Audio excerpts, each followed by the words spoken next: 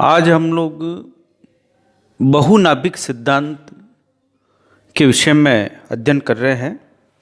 नगरीय भूमि उपयोग के बारे में अलग अलग विद्वानों ने अलग अलग सिद्धांत हमारे सामने रखे हैं। इनमें सेकेंद्रीय वलय सिद्धांत बर्गेस ने हमारे सामने रखा था। होमर हाइट का जो है खंड सिद्धांत, और इसी क्रम में बहुनाभिक सिद्धांत जो है प्रसिद्ध विद्वान C.D. हैरिस और उलमेन ने जो है हमें दिया है। उन्होंने नगरीय भूमि उपयोग के विषय में अपने इस सिद्धांत का प्रतिपादन 1945 में किया। C.D. हैरिस और उलमेन ने बताया है कि नगर का जो भूमि उपयोग है वो सेकेंद्रीय वलय या खंड के रूप में नहीं होकर नगर का जो भूमि उपयोग के जो भिन्न भिन्न केंद्र नगर के अंदर विकसित होते हैं भूमि उपयोग के, लैंड यूज के, और ये जो केंद्र हैं एक ही प्रकार का जो भूमि उपयोग वो नगर के अलग अलग हिस्सों में एक क्षेत्र के रूप में या केंद्र के रूप में एक ही प्रकार का भूमि उपयोग कई केंद्रों में मिलता है। जबकि जो सेकेंडरी वलय सिद्धांत है या खंड सिद्धांत ये कहता है कि एक ही प्रकार का भूमि उपयोग एक ही केंद्र में या एक ही क्षेत्र में, चाहे केंद्रीय क्षेत्र हो या बाह्य क्षेत्र हो, वही विद्यमान है। जबकि C.D. हैरिस और उलमेन ने इसके विपरीत बताया है कि एक ही प्रकार का जो भूमि उपयोग है वो अलग अलग स्थानों पर अवस्थित हो सकता है। जैसे ये सामने आपके सेकेंडरी वलय सिद्धांत के जो अलग अलग नाभिक हैं, बहुनाभिक मल्टीपल न्यूक्लिक थ्योरी है, उसमें हम देख रहे हैं कि एक ही प्रकार का जो भूमि उपयोग है कई खंडों में मिल रहा है। जैसे 10 नंबर है जो यहाँ भी 10 अभिगमनकर्ताओं की पेटी का एक नाभि है, उसी तरह से यहाँ भी जो है अभिगमनकर्ताओं की नाभि है। इसी तरह से रिहायशी नगर उपनगर के एक भूमि उपयोग जो है इन सिद्धांतों में आता है। तो 8 नंबर जो है, 8 नंबर की पेटी एक यहाँ भी है और इसी तरह से 8 नंबर की पेटी यहाँ भी है। इसी तरह से हम देख रहे हैं कि 3 नंबर का जो भूमि उपयोग है निम्न श्रेणी रिहायशी क्षेत्र, ये निम्न श्रेणी रिहायशी क्षेत्र जो है नगर के जो है 3 खंडों में नाभि के रूप में विद्यमान है। तो इस डायग्राम को देखने से ये स्पष्ट लग रहा है कि एक ही प्रकार का जो भूमि उपयोग है C.D. हैरिस और उलमेन ने जैसा बताया है नगर के अलग अलग भागों में मिलता है। अब ये अलग अलग प्रकार का जो भूमि उपयोग है अलग अलग केंद्रों या नाभि के रूप में जब अलग अलग स्थानों पर होगा, उसके 2 कारक हमारे सामने उभर के आते हैं। ऐतिहासिक विकास, नगर के ऐतिहासिक विकास के साथ साथ नगर का जो भूमि उपयोग है वो नाभि के रूप में अलग अलग केंद्रों के रूप में उभर के निकल के आता है। जब से नगर का विकास हुआ तभी से धीरे धीरे जो है ये निकल के आता है। दूसरा जो उसके साथ है कि उसकी अवस्थिति शक्तियाँ कि जो जैसे हम कहते हैं कि अवस्थिति नदी के किनारे, झील के किनारे, पहाड़ी, या जो नगर के भूमि उपयोग की जो अलग अलग अवस्थितियाँ की शक्तियाँ हैं उनके आधार पर भी नगर के अंदर अलग अलग नाभियों का विकास हो सकता है। नगर के विकास के साथ साथ जो है नाभियों का भी विकास होता है। अलग अलग भूमि उपयोग की नाभियों का विकास नगर के विकास के साथ साथ होता है। C.D. हैरिस और उलमेन ने यह चर्चा हमारे सामने की है।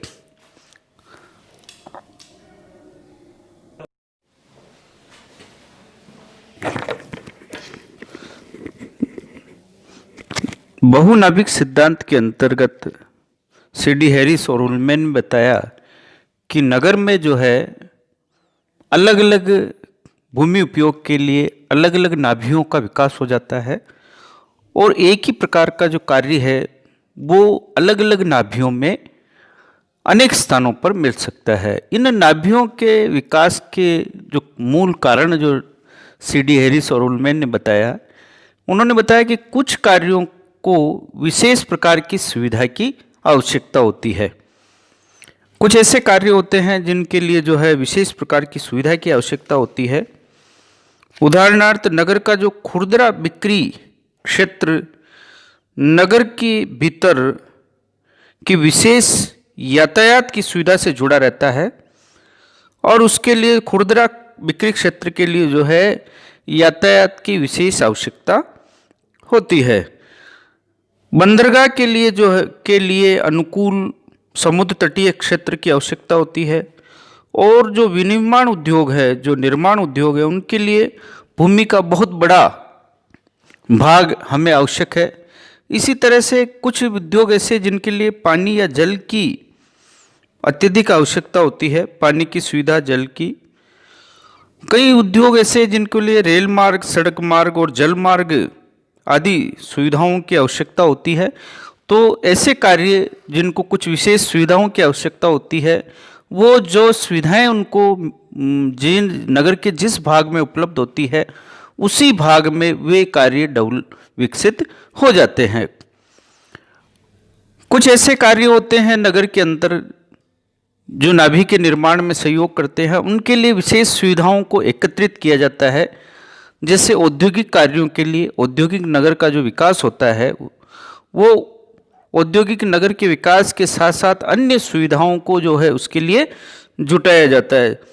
हम देखते हैं कि खुदरा बिक्री का जो क्षेत्र है उसमें उपभोक्ताओं की संख्या बढ़ती जाती है और उसके कारण से अन्य कार्य भी उसी क्षेत्र में धीरे धीरे विकसित होने लगते हैं। नगर में वित्तीय संस्थान, दफ्तर, यातायात और संचार की सुविधाएं धीरे धीरे विकसित होने लगती है और ये सुविधाएं जो विकसित होते होते नगर के अंदर अनेक नाभियों का निर्माण हो जाता है। नाभि के विकास के कारणों में जो है तृतीय कारण ये देखा गया है कि कुछ कार्य एक दूसरे के लिए हानिकारक होते हैं। जैसे औद्योगिक कार्य और रिहायशी कार्य एक दूसरे के विपरीत होते हैं। उद्योगों के समीप जो है आवासीय बस्ती या रिहायशी क्षेत्र नहीं होता है, दोनों को एक दूसरे से दूर स्थापित किया जाता है। तो अतः जो है औद्योगिक कार्य जहाँ स्थापित है वहाँ रिहायशी कार्य, रिहायशी बस्तियों के निर्माण नहीं किया जाता है। नगर की कुछ भूमि विशेष कार्यों के लिए उपयुक्त रहती है।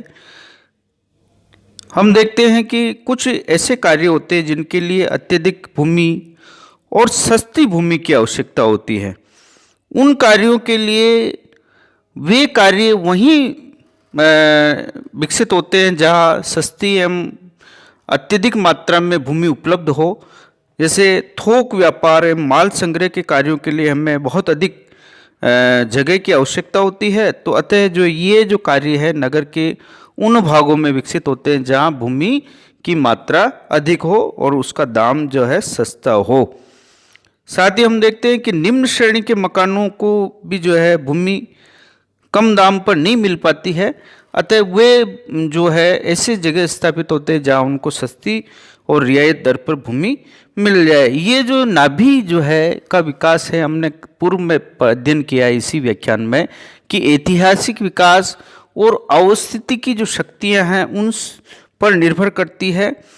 इस चार कारणों से जो है नगर के अंदर जो है अलग अलग भूमि उपयोग के कार्यों की नाभियों का या न्यूक्लियर का निर्माण होता है और वो जो है कार्य करती है।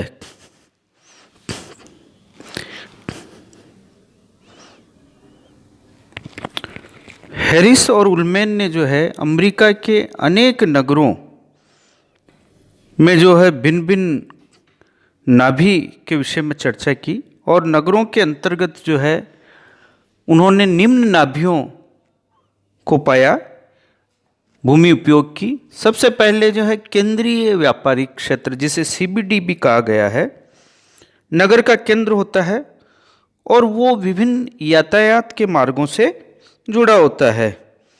यहाँ की जो भूमि की कीमत सबसे अधिक होती है और नगर के सभी भागों से सुगम होता है। यहाँ पर जो है अनियमित विकास के साथ साथ जो है विकसित होकर नगर अपने चारों ओर फैलता है। अमेरिका में नदी एवं झील के किनारे पर CBD का जो विकास है वो अधिकांशतः देखा गया है। Chicago, Saint Louis, Salt Lake City इसके उदाहरण है जहाँ CBD का विकास नदियों और झीलों के किनारे हुआ है। ये यातायात मार्गों के सारे बाहर की ओर फैलता जाता है। दूसरा जो भूमि उपयोग उन्होंने बताया है, थोक व्यापार एवं हल्का विनिर्माण औद्योगिक क्षेत्र, ये CBD से लगा होता है। यहाँ भी नगर की आसान पहुँच होती है और नगर के केंद्र के निकट ही ये क्षेत्र होता है। थोक व्यापार क्षेत्र जो है नगर का आधार भाग होता है। ये अपने पड़ोसी क्षेत्रों की सेवा करता है, रेल, मोटर और ट्रक मार्गों से जुड़ा होता है और CBD के चारों ओर यातायात मार्गों के सारे थोक व्यापार और हल्का विनिर्माण उद्योग का जो क्षेत्र है वो फैला होता है। नगर की सीमा या वर्तमान सीमा एवं पुरानी सीमा के आसपास जो है भारी औद्योगिक क्षेत्र का फैलाव होता है।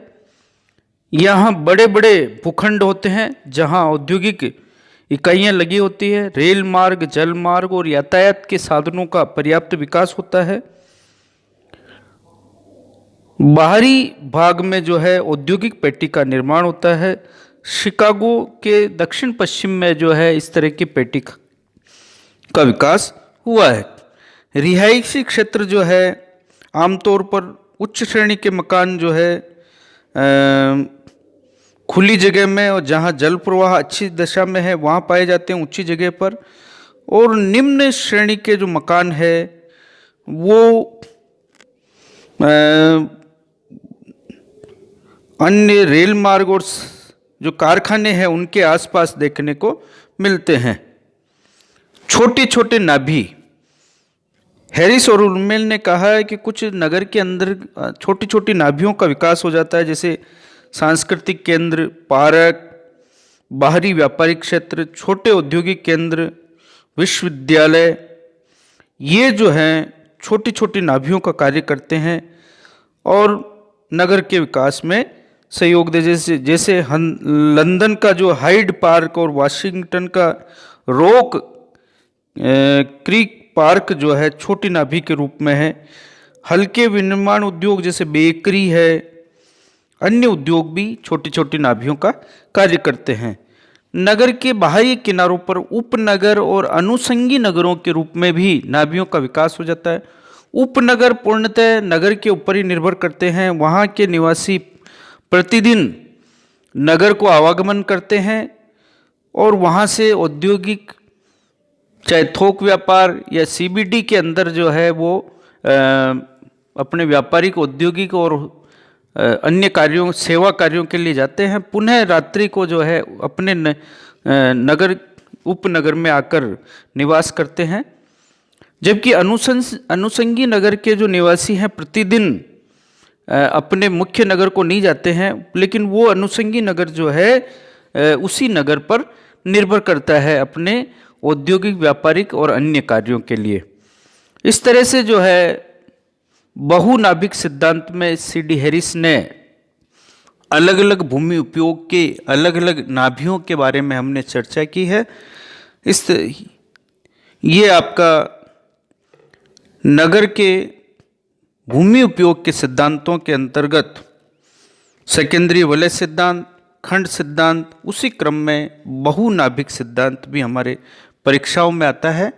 और ये प्रश्न है कि बहुनाभिक सिद्धांत का विस्तार से वर्णन कीजिए, तो इसमें आप इसका वर्णन कर सकते हैं। धन्यवाद।